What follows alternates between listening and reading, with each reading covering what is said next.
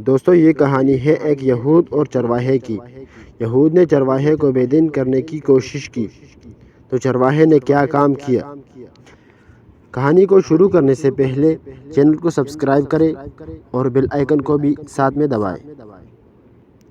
ایک یہود کا گزر مسلمانوں کے ایک بستی سے ہوا۔ اس کے دل میں ایک ترکیب آئی کہ کیوں نہ میں انہیں ان کے دین کے تعلق سے ان کے دلوں میں شکوک و شبہات پیدا کروں اور انہیں ان کے علماء سے بدظن کر دوں۔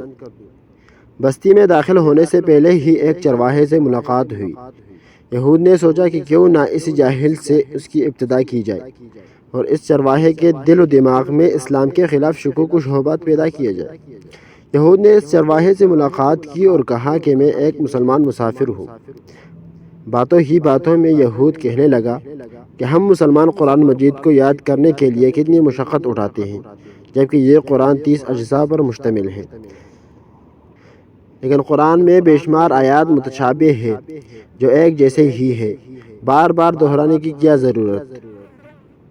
اگر متشابہات کو نکال دیا جائے تو قرآن اور بھی مختصر ہو جائے گا اور یاد کرنے میں بھی بہت آسانی ہو جائے گی۔ چرواہا اس کی بات غور سے سنتا رہا اور خاموش رہا۔ جب یہود کی بات مکمل ہوئی تو چرواہے نے کہا کہ واہ، تمہارا خیال تو بہت اچھا ہے۔ یہودی دل ہی دل میں خوش ہوا کہ یہ چرواہا میرے جال میں آ گیا۔ پھر اچانک چرواہے نے کہا کہ میرا ایک سوال ہے۔ یہودی نے کہا، پوچھئے تو صحیح۔ تم چاہتے ہو کہ قرآن میں جو متشابہات یا تکرار ہے اس کو نکال دینا چاہیے؟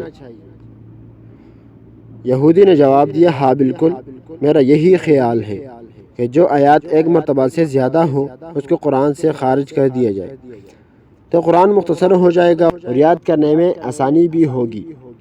چرواہے نے کہا، مجھے ایسا لگتا ہے کہ تمہارے بدن پر بعض اعضاء ایک سے زیادہ ہے جو تکرار پیدا کر رہے ہیں جس کا کوئی فائدہ نہیں۔ کیوں نہ تمہارے 2 ہاتھوں میں سے ایک ہاتھ کو کاٹ دیا جائے، 2 پیروں میں سے ایک پیر ہی رکھا جائے، اس لیے کہ یہ تکرار ہے۔ 2 آنکھوں کی کیا ضرورت ہے؟ کام تو ایک آنکھ سے بھی پورا ہو سکتا ہے، کیوں نہ تمہاری ایک آنکھ بھی نکال دیا جائے۔ 2 کان اور 2 گردوں کی کیا ضرورت ہے؟ اس میں بھی تکرار ہے۔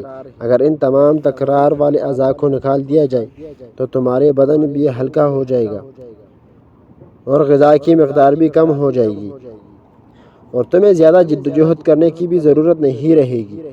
یہودی اپنا سیاہ منہ لے کر فوراً اٹھ کھڑا ہوا اور اپنی راہ لی۔ زندگی بھر یہی سوچتا رہا کہ جب مسلمانوں کے چرواہے کی یہ فکر ہے تو ان کے علماء کے افکار کیسے ہوں گے۔